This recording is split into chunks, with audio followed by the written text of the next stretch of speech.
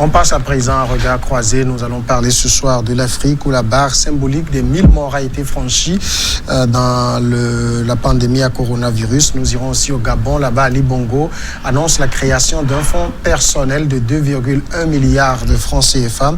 On ira aussi, on passera après au Togo, parler du port du masque rendu presque obligatoire et puis plus politique, l'ultime convocation d'Agbeome Kodjo pour évoquer ces sujets avec moi sur le plateau. Ambroise Mondjo, directeur de publication de The Guardian. Bonsoir Ambroise. Oui, bonsoir Samuel, bonsoir les téléspectateurs, les téléspectatrices de la New World TV. Et Dimas Dikodo, directeur de publication du Forum de la Semaine. Bonsoir Dimas. Bonsoir Samuel, bonsoir à toutes celles, à tous ceux qui nous suivent de près, de loin. Merci. Le premier sujet, l'Afrique, la pandémie du nouveau coronavirus, ça fait 1000 morts en Afrique depuis son apparition en Chine en décembre, dont les 3/4 en Algérie, en Égypte, au Maroc et en Afrique du Sud, selon un bilan établi par l'AFP à partir de sources officielles vendredi à 20h GMT, selon donc les chiffres officiels recensés. 1000 décès pour 19 334 cas. L'Afrique est, avec l'Océanie, l'un des continents les moins touchés par la pandémie. Ambroise, bonjour. 1000 morts sur le continent. Qu'est-ce qu'il faut dire? Le continent s'en sort plutôt bien. Oui, je crois que ce qu'il faut retenir de ce bilan, je ne dirais pas élogieux par rapport au continent, d'autant plus que les experts prédisaient le pire, prédisaient l'apocalypse pour l'Afrique, et même jusqu'à l'OMS, une institution, il continue, jusqu'à l'OMS, une institution de ce rang, qui avait annoncé que l'Afrique doit se préparer au pire, et comme si cela ne suffisait pas du côté de l'OMS avec Ghebreyesus, on tombe maintenant sur le secrétaire général des Nations Unies qui annonce l'apocalypse. C'est ça qui fait dire aux Africains qu'il y a toujours un complot contre l'Afrique, depuis le sida, Ebola et autres. Si certains Africains se prêtent à ce jeu complotiste contre le continent, ils ont parfaitement raison. Sur quelle statistique, sur quel ratio, sur quel élément, sur quels critères, sur quel, comment je dirais, sur quels éléments fondamentaux ou indicateurs ces gens-là de ce niveau puissent prédire le mal pour l'Afrique? Et il se base sur ce qui se passe en Occident.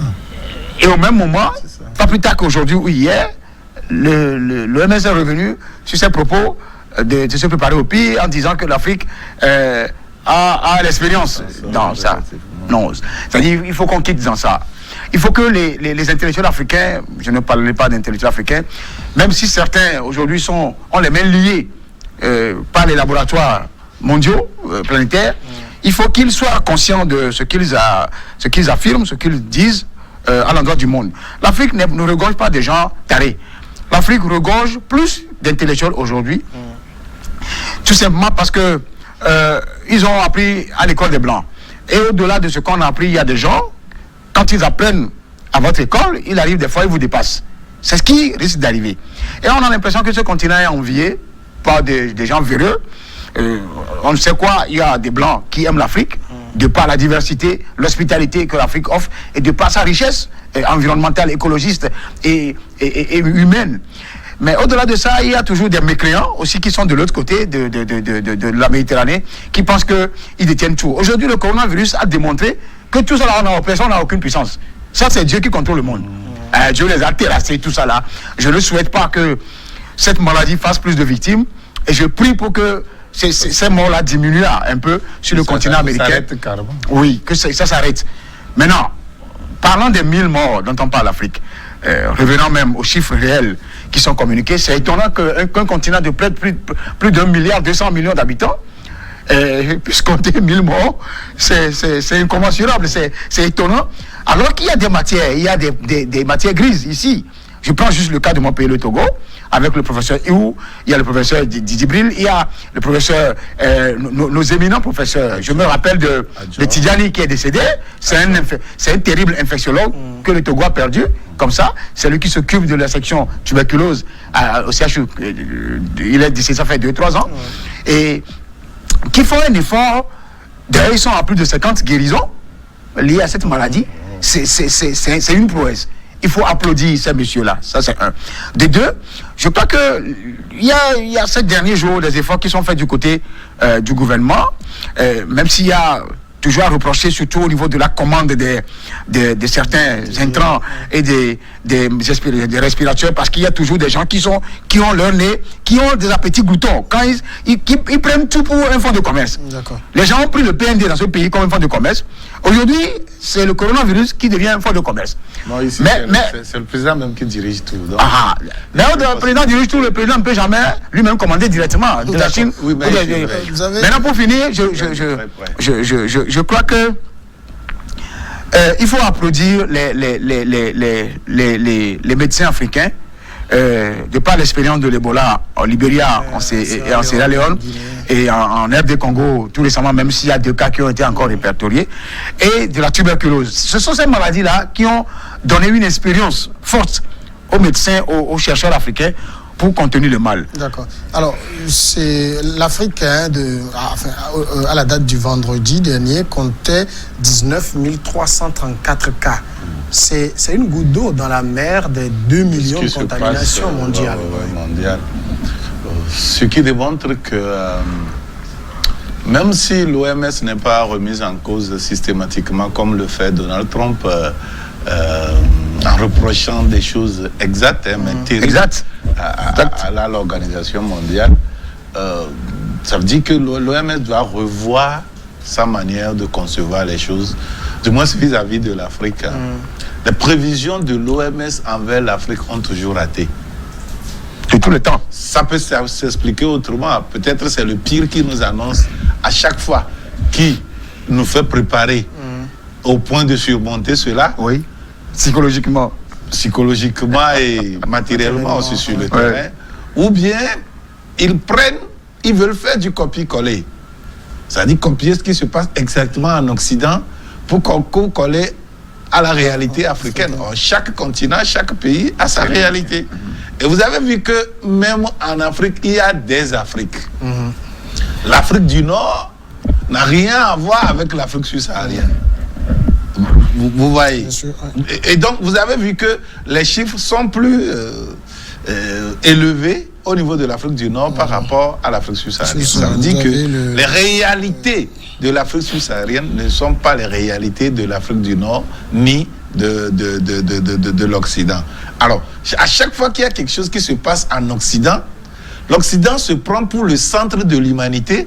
Et s'il y a quelque chose qui leur arrive, ça doit arriver obligatoirement aux autres coins du monde. Alors là, je ne comprends absolument plus rien. Et je vois que c'est des ratés inadmissibles. Vous avez vu tout ce qui a été prévu au niveau d'Ebola, tout ce qui a été annoncé. C'est la catastrophe continentale. Les cantons même. Vous voyez? Et ici, on nous demande, au lieu qu'on nous aide à empêcher le pire d'arriver en Afrique, à empêcher même cette maladie, on pouvait à un moment donné l'empêcher.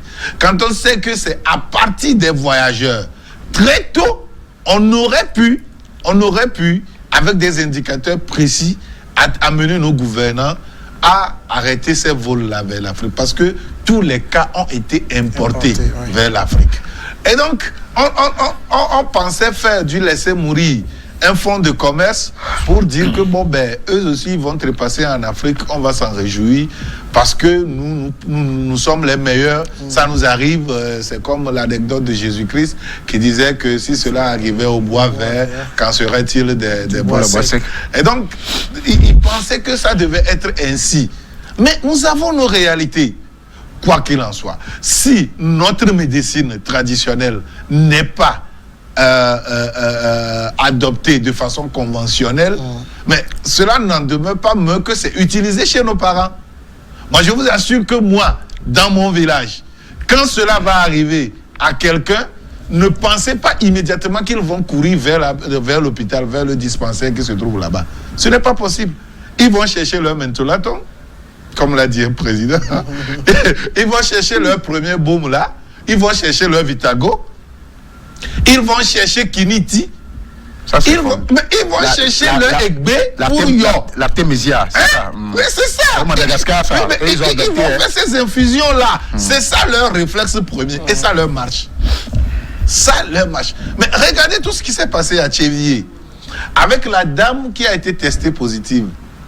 Mais quand on a dressé son parcours, mais ça, Tchévier devait être même l'épicentre de ce qui s'est passé. Mais vous avez vu, ce qui s'est passé à Kouvon, avec tous ceux qui ont été testés positifs, tous ceux qui ont ramassé cette maladie de n'importe où pour venir se baser à Kouvon.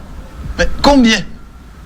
Ça veut dire que quoi? C'est où? C'est Sokodé? C'est Sokodé. Ça veut dire que les réalités africaines ne sont pas obligatoirement les réalités européennes. C'est tout le problème. Et puis, s'ils devaient être plus clairvoyants et sincères avec eux-mêmes, combien de personnes les rhumes tuent en Afrique?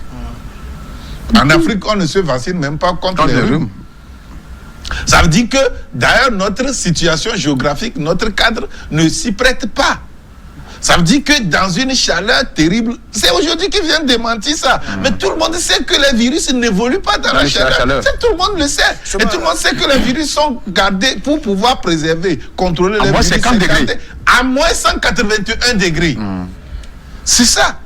Mais on nous dit maintenant que non, ça évolue bien dans la chaleur. Non, ce n'est pas la chaleur. Quand j'écoute en tout cas un certain nombre d'informations sur le sujet, j'ai comme l'impression que ça s'adresse directement à l'Afrique. L'autre fois, j'écoutais, on dit le virus pouvait survivre à une température jusqu'à 50 degrés. Et on conclut, l'Afrique doit savoir que c'est pas parce qu'il fait chaud chez vous, à l'Afrique subsaharienne surtout, que vous êtes à l'abri. Bref, dès les premières heures, on a essayé de montrer comme si en Afrique, ça allait être le pire, l'enfer en Afrique. C'est ce qui fait dire à certaines personnes que le blanc est méchant, qui n'a m'en excuse. Je salue le professeur Raoul au passage, parce qu'il y en a. Raoul est pratiquement africain. Oui, il y en a. Même Mélenchon, c'est des gens que je salue parce que eux, au moins, ils ont une réalité. On n'a pas besoin de vivre en Afrique ou d'être né en Afrique pour comprendre les réalités africaines ou pour ne pas vouloir vouloir du mal à l'Afrique. On a comme l'impression que, comme tu le dis, j'ai suivi ce professeur-là qui disait qu'à 50-52 degrés, je suis désolé. Vous savez, le soleil qui brille en Afrique ces derniers temps avec la pluie qui a commencé, après la pluie, vous savez qu'il y a un beau temps. Ce beau temps-là est plus dur en matière de soleil. Le soleil est plus dur à près de 60 degrés, même 70 degrés. Quand vous restez, gardez votre véhicule, vous rentrez dedans, vous comprenez que aucun virus ne peut résister à ce soleil, à cette chaleur-là. Je le dis, le jour-là, quand le monsieur a parlé, j'ai dit non, écoutez, avec ce soleil, il y avait un enfant qui passait, l'enfant criait, un petit enfant de 2 ans, qui courait dans le sang parce que ça ne va pas. Le soleil brûlant. Mais l'eau bout à 100 degrés, ce soleil n'est pas aussi loin. Ou bien cette chaleur n'est pas aussi loin, c'est piquant. Donc, c'est pour nous apeurer, c'est pour nous créer une psychose, sachant bien que la peur peut tuer avant même le mal. Nous, on ne s'y prête pas à ça. Cela, il n'en demeure pas moins. Ils font tout cela pour nous prémunir, nous prévenir pour qu'on puisse prendre les choses. C'est ce qui a conduit nos médecins à prendre le taureau par les cornes. Et aujourd'hui, ils s'en sortent, que ce soit au Sénégal, que ce soit au Togo, au Bénin et autres. Il y a des initiatives qui se prennent, même s'il y a à discuter. Maintenant, je dis que je ne sais pas concrètement ce que certains occidentaux cherchent. Quand je prends le cas du professeur Raoul, je n'ai jamais aimé les dirigeants français, ça je le dis. Mais j'ai salué quand Macron est allé chez Raoul. Parce que Macron ne pouvait ne pas. Oui, Macron, peut-être certains réseaux sociaux l'ont dit, c'est c'est la femme, c'est la femme qui l'a convaincu à aller chez Raoul. Mais un chef d'État, il assume ce qu'il fait et il est allé. Parce que le monsieur a dit à 90%, il a guéri ceux qui portaient. Ce matin, je suivais un député, les Républicains, une députée, qu'on a reçu sur RFI ce matin, et qui réagissait par rapport, parce qu'elle était une guérie de Raoul. Donc c'est dit que ces scientifiques-là, que ces mécréants de scientifiques-là, qui se disent, ils connaissent tout là. Ils connaissent tout et jusqu'à présent, ils n'ont pas encore trouvé un remède efficace en France là-bas. Et en France, ils jouent à l'hypocrisie. Depuis que Raoul a parlé de chloroquine, et que Donald Trump, qui n'est dans aucune secte, dans aucune, comment vous l'appelez, loge, tout ça là, a sorti. Vous pensez que si Trump était dans ces trucs-là, il allait sortir pour dire que la chloroquine traite ça avec des professeurs? Non, il ne dirait pas. Mais Trump a brisé la chaîne en disant que le chloroquine traite. Et le Maroc a rapatrié tous les médicaments chloroquine qui se trouvaient avec Sanofi en France. On a suivi tout ça. Au Burkina Faso, vous savez, le blanc toujours s'est valé ici. Vous avez trouvé un médecin qui raconte sa vie là-bas au Burkina Faso comme quoi la chloroquine ne traite pas. Au même moment au Bénin, on utilise la chloroquine. Au Maroc, on l'utilise. Même au Togo, on a rapatrié 2 mois plus tôt la chloroquine pour pouvoir en faire un stock et faire face à la maladie. Donc, j'ai compris que c'est Dieu qui a créé la terre. Dieu a créé les humains pour que nous, en tant qu'humains, nous dominions tout ce qui est sur la terre. La Bible l'a dit. Les animaux les plus féroces, c'est nous, hommes, qui dominons. Maintenant, si eux, ils ont la puissance et la force de retirer la respiration et de remettre la respiration à humain, pourquoi ils n'arrivent pas à tuer un simple virus, invisible soit-il? C'est dire que ils ont beau faire. Mais aujourd'hui, un seul virus les a tenus comme ça. Personne ne résiste à ce virus-là. Alors, quand on prend même l'histoire... Tout le monde est au carré. L'histoire, que ce soit des grandes épidémies ou des pandémies, je vais remonter par exemple aux années 1919, la grippe espagnole. Elle avait fait 22 millions de morts en Europe. Ouais. L'Afrique n'était pas touchée. Pourquoi du coup, aujourd'hui, on pense que bon, l'Afrique doit être l'épicentre de cette... C'est ce que nous disons, que nous avons nos réalités. Nous avons nos réalités. Vous savez, à l'époque, hein, nous, les Africains, ont toujours été de vrais croyants. Que ce soit avant l'apport du christianisme ou de l'islam, mais nous avons toujours été de vrais croyants. Tout le monde connaissait le panthéon de l'Afrique, depuis l'Égypte, même bien avant l'Égypte. Hein? Ceux qui habitaient l'Éthiopie et tout ça, là, on connaît que nous avons un panthéon vraiment riche. Et moi, je me rappelle, hein, quand il y avait ces varicelles, tout ça là, mais nos villages ils sont carrément épargnés. Et vous savez pourquoi? Quand ça se passe, nos vieux se réunissent à la place publique et ils mettent leur géomancie divinatoire. Ils cherchent, ils trouvent la solution spirituelle à ça. Ils cadenassent le village. Et quand on dit cadenasser le village, ça veut dire que ce village-là et tous les ressortissants de ce village, personne n'est touché. À l'intérieur comme dans la diaspora. Personne n'est touché. Ils cadenassent le village. Et ça se fait comme ça. Et nos parents avaient la possibilité spirituelle de le faire. Cette fois-ci, vous demandez un moment de pause. On va aller revenir dans quelques secondes.